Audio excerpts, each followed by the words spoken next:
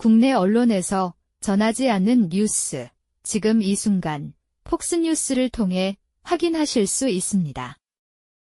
Fox News alert, the president says it's a big day for world peace after the Iranians cried uncle. Secretary of War Pete Hegseth said they were on their knees. President Trump had the power to cripple Iran's entire economy in minutes. But he chose mercy. He spared those targets because Iran accepted the ceasefire under overwhelming pressure. The new Iranian regime understood that a deal was far better than the fate that awaited them. 24 hours in, and real money likes what it sees. The Dow closed up 1,300 points. It's the best day in a year. Oil collapsed 12%, back into the 90s. The Pentagon says we crushed them. On February 28th, the President of the United States ordered the Joint Force to execute Operation Epic Fury with the direction to accomplish three distinct military objectives: destroy Iran's ballistic missile and drone capabilities, destroy the Iranian Navy, and destroy their defense industrial base to ensure that Iran cannot reconstitute the ability to project power outside their borders. Over the course of 38 days of major combat operation, the Joint Force achieved the military objectives as defined by the President. Their drone, missile, and naval production plants wiped out. We struck 80% of Iran's air defense systems, almost 100% of their navy's gone, and we hit them in their Persian purses. Their steel plants and petrochemical factories are rubble. But are we actually finished? That's up to Iran. For now, we're keeping an eye on them. We'll be hanging around. We're not going anywhere. We're going to make sure Iran complies with this ceasefire and then ultimately comes to the table and makes a deal. So we'll stay put, stay ready, stay vigilant. As the chairman laid out, our troops are prepared to defend, prepared to go on offense, prepared to restart at a moment's notice with whatever target package would be needed in order to ensure that Iran complies. For the mullahs, this is an opportunity. Show the world that you're not a terrorist. Here's how it all went down. Axios says the gay Ayatollah woke up from his coma, heard about Bridge and Power Plant Day, and told his men to do a deal. Then cardboard Ayatollah got a call from China. Beijing told him to hurry up. Your economy can't last much longer. J.D. Vance, Witkoff, and Kushner are headed to Pakistan this weekend for the first round of peace talks. And we know who we're dealing with. We want Iran to not be able to make a nuclear weapon. We want the nuclear fuel, which is something the president has made very clear. And there's, again, the way to think about this is the United States has certain demands and certain things that we want. The Iranians have things they can get out of the negotiation. The more that they're willing to give us, I think the more they're going to get things out of this negotiation. And frankly, the president has all the cards here. We've got a lot of leverage. We've got a lot of things that we can do. But right now, I think that we're in a good spot. No nukes means no uranium. And the Secretary of War says no means no. It's always been non-negotiable that they won't have nuclear capabilities. And so right now it's buried and we're watching it. We know exactly what they have. And they know that, and they will either give it to us, which the president has laid out. They'll give it to us voluntarily. We'll get it. We'll take it out. Or if we have to do something else ourselves, like we did in Midnight Hammer or something like that, we reserve that opportunity. The problem for America is, can you trust the Iranians? And if so, which ones can you trust? Because one Iranian told us, sure, here's the yellow cake. This is on the top of the priority list for the president and his negotiating team as they head into this next round of discussions.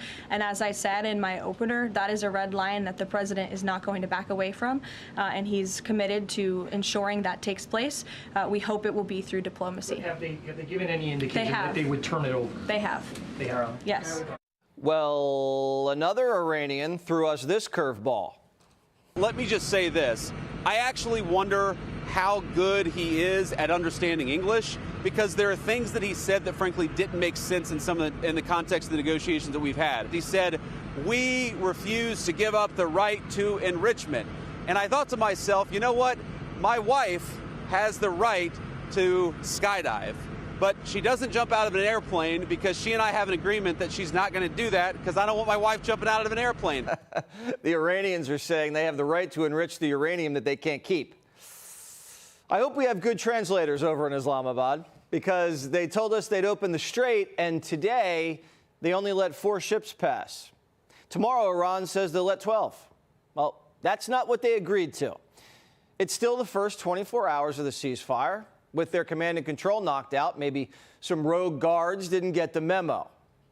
The deal is a ceasefire, a negotiation. That's what we give. And what they give is the straits are going to be reopened. If we don't see that happening, the president is not going to abide by our terms if the Iranians are not abiding by their terms.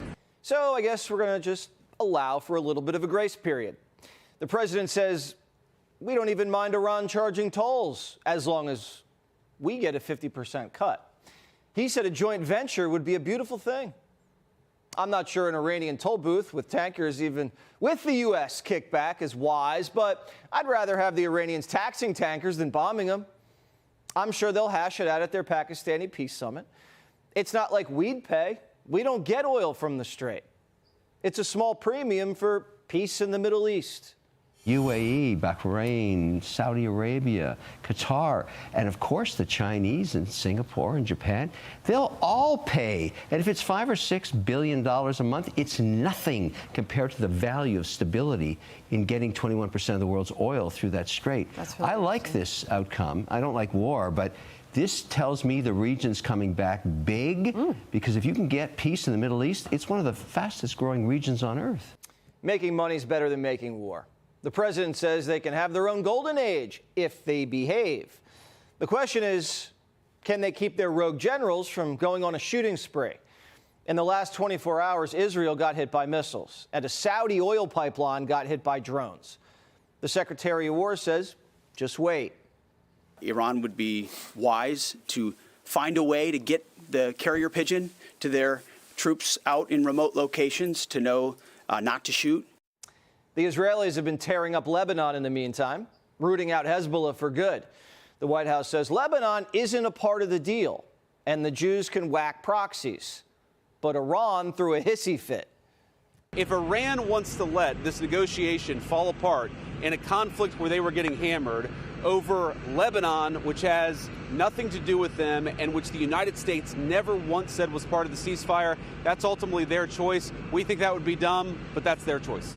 What's the one thing we learned from Iran during the war? The economy is the pressure point. They're in a depression, and if this war goes much longer, they'll never recover. And Beijing can't let that happen. The Chinese have a lot of money tied up in Iran. Bridges and plants are their kryptonite. A deal might be closer than it looks. He said that there are a few points of disagreement before the negotiation. Well, that must mean that there's a lot of points of agreement, because there's a 15-point plan floating around. There's a 10-point plan floating around. If he's frustrated about 3 issues, that actually means that there's a lot of agreement. Vance said the Iranians are better negotiators than fighters. They've strung along presidents for 47 years and have gotten stronger and stronger until Operation Epic Fury. They've felt the full power of the American military for the first time. And they're a lot weaker than what they put out publicly. Every time we hear from them, they sound like Baghdad Bob. But at the negotiating table, the president has a lot of leverage. I know this. President Trump is not going to make a bad deal. He knows these guys. He's negotiated with them more than any previous president has. And he knows they're full of BS at times. They're going to obfuscate. They're going to promote lies, and our team obviously has to be aware of all of that going into it. I'm assuming that they understand that.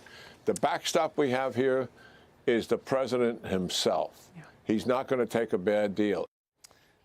That doesn't mean we walk away. That just means Power Plant and Bridge Day gets postponed.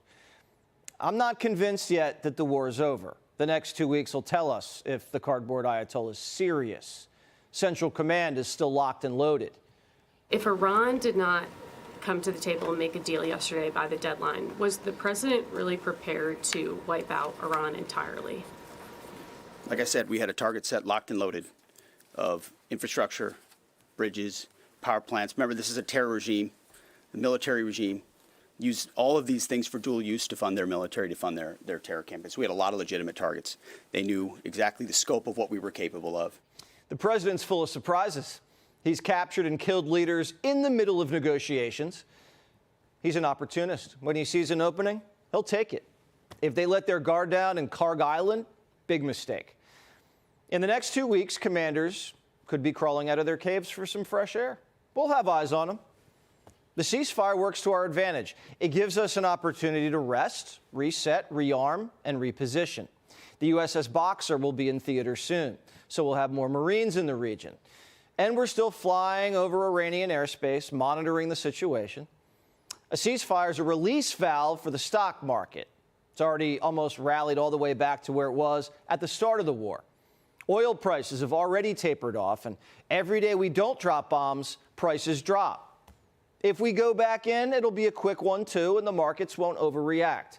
We hold the cards, and the military is ready for everything. This is gritty and unforgiving business.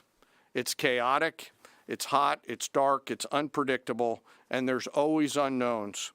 And our people proudly walked into those unknowns and continue forward. And through it all, the Joint Force has demonstrated the unwavering resolve that the nation demands of us. And today we have, while be ready should that peace break, which we hope it is not. And we remain ready.